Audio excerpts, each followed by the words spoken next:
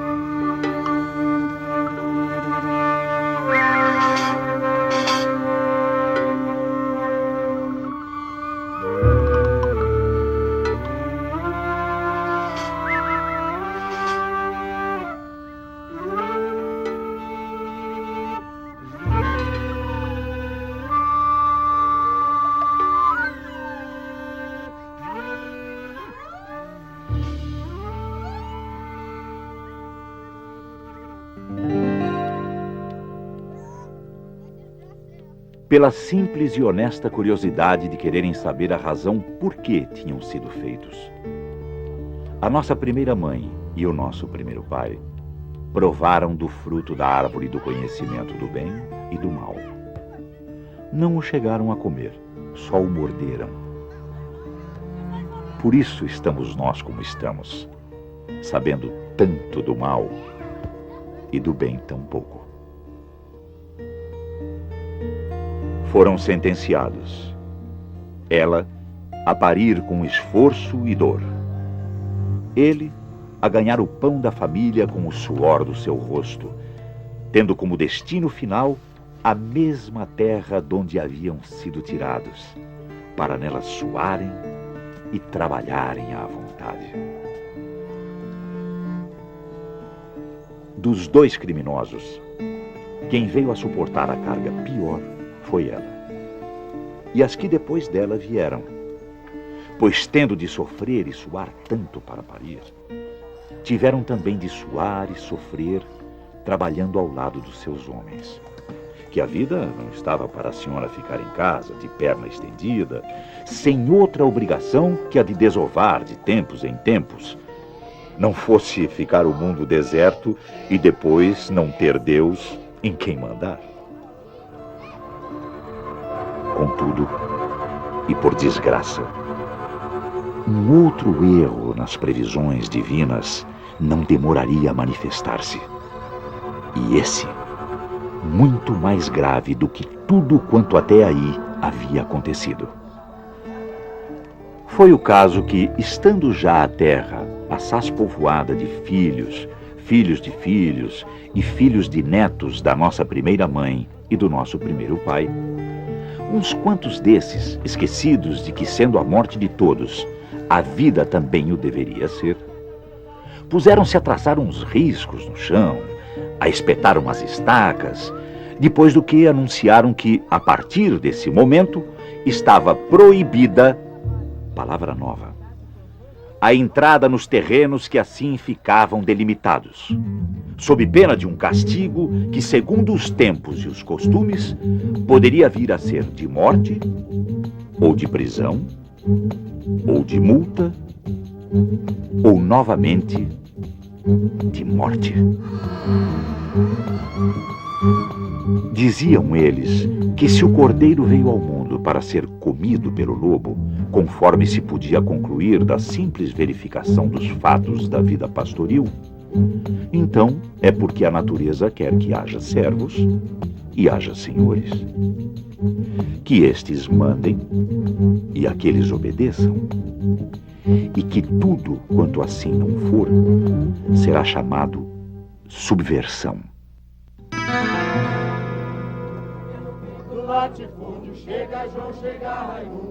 Posto diante de todos estes homens reunidos, de todas estas mulheres, de todas estas crianças, cujo suor não nascia do trabalho que não tinham, mas da agonia insuportável de não o ter, Deus arrependeu-se dos males que havia feito e permitido,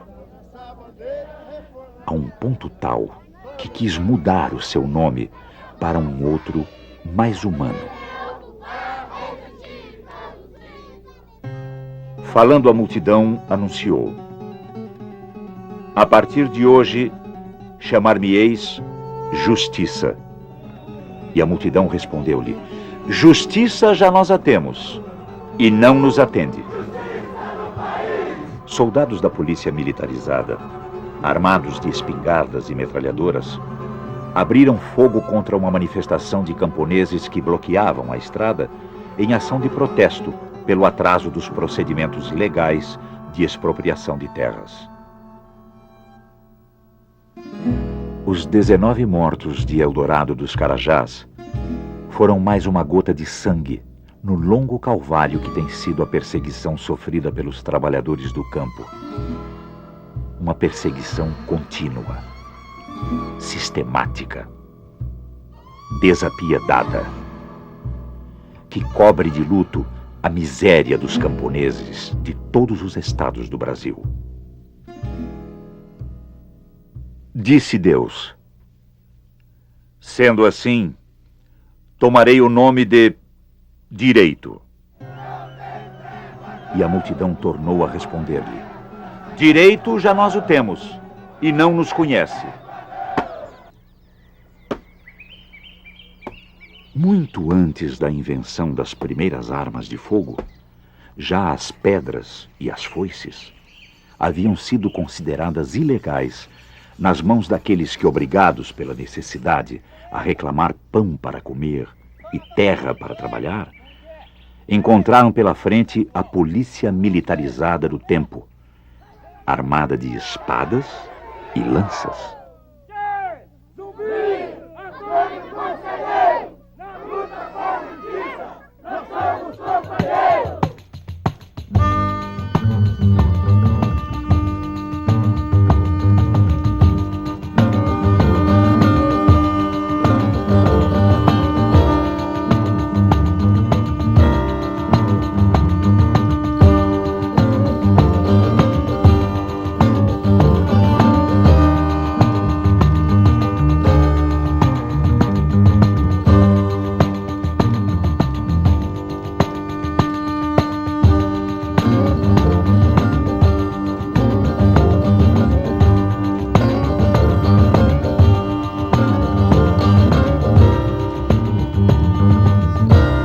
E Deus manifestou-se mais uma vez. Nesse caso, ficarei com o nome de Caridade. Não necessitamos caridade.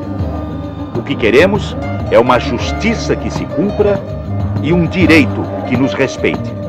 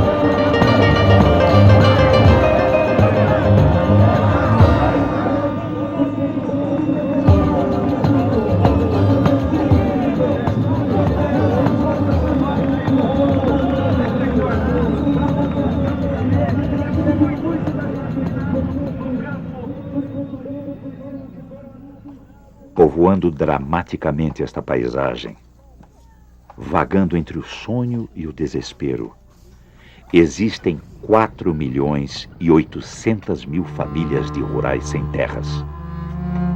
A terra está ali, diante dos olhos e dos braços, uma imensa metade de um país imenso. Mas aquela gente não pode lá entrar para trabalhar, para viver com a dignidade simples que só o trabalho pode conferir. Então, Deus compreendeu que nunca tivera verdadeiramente, no mundo que julgara ser seu, o lugar de majestade que havia imaginado.